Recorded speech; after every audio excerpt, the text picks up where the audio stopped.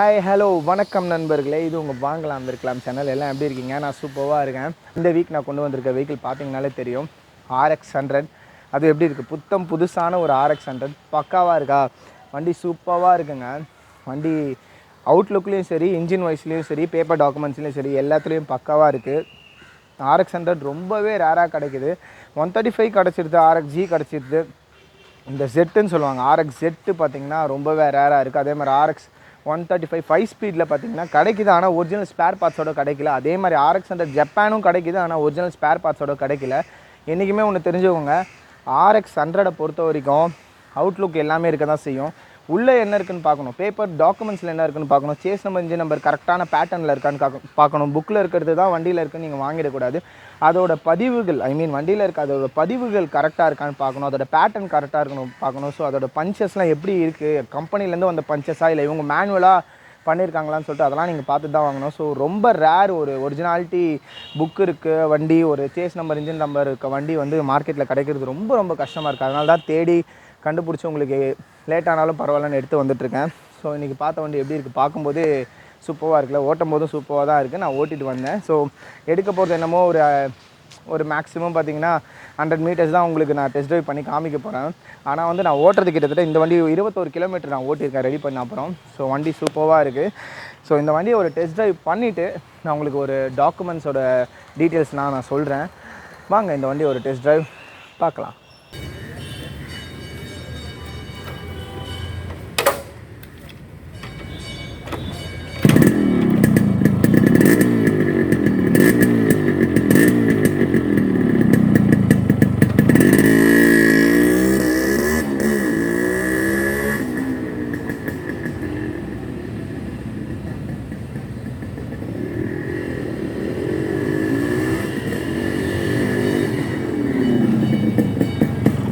ஒரு test drive பார்த்தாச்சு, செமையாக இருக்கா, வண்டி ரொம்ப ஸ்மூத்தாக இருக்குது.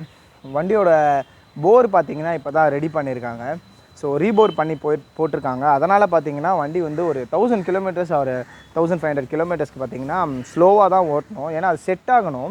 ஸோ இன்ஜின் பண்ணாலும் சரி, ரீபோர் பண்ணி போர் மாட்டினாலும் சரி, அது செட் ஆகிறதுக்கு கொஞ்சம் நாட்கள் ஆகும். மேபி 1000 கிலோமீட்டர்ஸ் 1500 2000 கிலோமீட்டர்ஸ் வரைக்கும் நீங்கள் பொறுமையாக தான் ஓட்டிக்கணும். அதுக்கப்புறம் அது செட் ஆகிடுச்சுன்னா உங்களுக்கு நீங்கள் எவ்வளோ ஃபாஸ்ட்டாக வேணால் வலிச்சு ஓட்டலாம். ஸோ நிறைய பேர் கேட்டிருந்தாங்க வண்டி மைலேஜ் எவ்வளோ தரும்னு சொல்லிட்டு. Rx100 பொறுத்த வரைக்கும் மைலேஜ் பார்த்திங்கன்னா 25 to 30 தாங்க. ரொம்ப பழைய ஆள் வச்சுருக்காங்க, ஒரு 20 வருஷமாக அவங்க தான் வச்சுருக்காங்க, ஒரு 10 வருஷமாக அவங்க தான் வச்சுருக்காங்கன்னு சொல்லிட்டு ஒரே ஆளே மெயின்டைன் பண்ணியிருந்தாங்கன்னா மேபி ஒரு 2-3 அதிகமாக தரலாம். ஆனால் இந்த 40-45லாம் பார்த்திங்கன்னா ரொம்ப ரேரு, அது கிடையாது, அது எல்லா வண்டிலையும் கிடைக்காது. ஸோ இப்போ Rx100 நீங்கள் வாங்கினீங்கனாலே 25 to 30 தான். ஸோ இப்போ சில பேர் வந்து 40 வரும், 35 வரும், 45 வரும்னு சொல்லிட்டு கொடுத்துட்டாலும் அதுக்கப்புறம் வரலன்னா அவங்க என்ன ரிட்டன் எடுத்துக்க போகிறாங்க? கிடையாது. ஸோ அதனால் பார்த்திங்கன்னா இதுதான் 25 to 30 தான். Rx100 நீங்கள் ஒரு மைலேஜ்க்காக வாங்க முடியாது. ஒரு லுக், ஒரு ஸ்டைல், ஒரு பேஷன், ஒரு ஆசை தான். சின்ன வயசுலேருந்து என்னால் வாங்க முடியல சார், அப்போ இல்லை, பட் நான் இப்போது வேலை செஞ்சு நல்ல வேலையில் இருக்கேன் தான் நிறைய பேர் என்கிட்ட வாங்குறாங்க.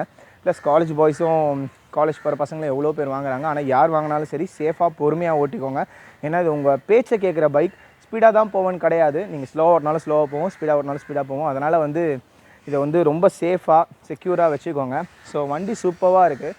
ஸோ வண்டியோட ஓனர்ஷிப் பார்த்திங்கன்னா 4 ஓனரில் இருக்குது. FC பார்த்திங்கன்னா 2025 லாஸ்ட் வரைக்கும் இருக்குது. இன்சூரன்ஸ் 1 இயர் கரண்ட்டில் இருக்குது. வண்டி டோட்டலாகவே வந்து பெயிண்டடு, உங்களுக்கு பார்த்தாலே தெரியும் பெயிண்டிங் எங்கேயுமே உறிஞ்சிருக்காது. ஃபுல்லி பெயிண்டடு, ஃபுல்லி நிக்கல்டு வண்டி. ஸோ ஃபோக்ஸ்லேருந்து, ரிம்லேருந்து, சைலன்சர்லேருந்து பார்த்துருப்பீங்க. ஃபஸ்ட் ஹாஃபில் வந்து உங்களுக்கு அந்த பக்கம் வச்சு காமிச்சிருப்பேன். ஸோ செகண்ட் ஹாஃபில் இந்த பக்கம் வச்சு காமிக்கிறேன். எல்லா பக்கமும் நீங்கள் வியூஸ் பார்க்கணும் தான் காமிச்சிருக்கேன். ஸோ எல்லாமே நிக்கல்டு. இண்டிகேட்டர்ஸ், டூம்ஸ், லைட்ஸு எல்லாமே உங்களுக்கு புதுசு தான். ஸோ அதே மாதிரி மீட்ரு புதுசு, பைலட் லேம்ப் புதுசு, உங்களுக்கு எல்லாமே ஸ்விட்சஸ்லேருந்து உள்ள ஒயரிங் கிட்லேருந்து எல்லாமே ரீபோரும் பண்ணி போட்டிருக்கு. ஸோ செயின் கார்டு, உள்ள செயின் எல்லாமே உங்களுக்கு புதுசு தான். ஸோ பார்த்தாலே தெரியும், நம்பர் பிளேட் கூட இன்னும் அடிக்கலை. ஸோ நிறைய பேர் கேட்டீங்க நம்பர் பிளேட் வந்து எதுக்கு மறைச்சிருக்கீங்கன்னு சொல்லிட்டு. நம்பர் பிளேட்ஸ் வந்து ஹைட் பண்ணுறது நல்லதுங்க. ஒரு சேல் பண்ணுற வண்டியை ஹைட் பண்ணி காமிக்கிறது நல்லது. மேபி நேரில் வரவங்களுக்கு அதோட டீட்டெயில்ஸை சொல்லாமே தவிர்த்து பப்ளிக்காக போடுறது வந்து சேஃப் கிடையாது. ஏன்னா அதை வச்சு நெட்டில் போடும்போது பார்த்திங்கன்னா அதோட சேஸ் நம்பர், இன்ஜின் நம்பர் எல்லாமே வந்துடும், சில ஆப்பில் வந்துடுது. ஸோ அதை வந்து தப்பாக யூஸ் பண்ணுறவங்க, மேபி ஒரு திருட்டு வண்டி இருக்க வச்சுக்கோங்களேன், அந்த வண்டியில் அந்த சேஸ் நம்பர், இன்ஜின் நம்பரை பேட்டர்ன் அடித்து அதோட ரெஜிஸ்ட்ரேஷன் நம்பர் போட்டு ஓட்டிகிட்டு இருப்பாங்க. நெட்டில் செக் பண்ணால் எஃப்சி வரும் பார்த்தீங்களா, அதையே நம்ம போலீஸ்கிட்ட காமிச்சாலும் இப்போலாம் விட்டுறாங்க நிறைய பேர். சார் எஃப்சி புக் இல்லை, பட் நெட்டில் பாருங்கன்னு சொல்லிட்டு. அதனால் நான் வந்து நிறைய ஹைட் பண்ணுறேன். மேபி எல்லோரும் அப்படி கிடையாது, சில பேர் இருக்காங்க.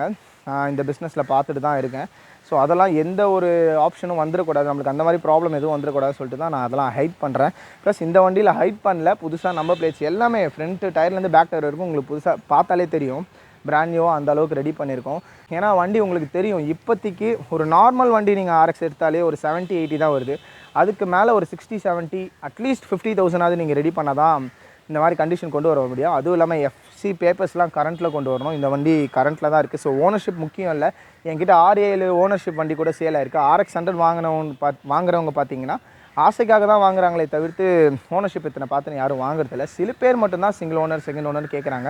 அவங்களுக்கும் நான் வண்டி கொடுத்துட்டு தான் இருக்கேன். சில பேர் எனக்கு வண்டி சூப்பராக இருந்தால் போதும் கேட்டாங்க. ஸோ அந்த மாதிரி கேட்குறவங்களுக்கு தான் இந்த வண்டி எடுத்துகிட்டு வந்திருக்கேன். ஸோ வேணுன்றவங்க கால் பண்ணுங்கள். ஸோ சில பேர் வந்து ஏன் இவ்வளோ அதிகமான விலை வாங்கும்போது இவ்வளோ ரேட் தானே நிறைய பேர் வந்து கமெண்ட்ஸ்லேயும் கால் பண்ணி பேசுகிறீங்க. அவங்களுக்குலாம் ஒன்று சொல்லிக்கிறேன், இப்போதைக்கு இந்த வண்டி கிடைக்கிறதே ரேரு. ஸோ ஒரு டிமாண்டான பொருளோட விலை பார்த்திங்கன்னா என்றைக்குமே அதிகமாக தான் இருக்கும். ஸோ யாரும் இது வற்புறுத்தலை வாங்குங்கன்னு, விருப்பம் இருக்கவங்க தான் வாங்குறாங்க. ஸோ இதோட மார்க்கெட் ரேட்டு, இதோட ஸ்பேர்ஸ் ரேட் அதிகமானதால் தான் மார்க்கெட் ரேட்டும் அதிகமாக இருக்குது.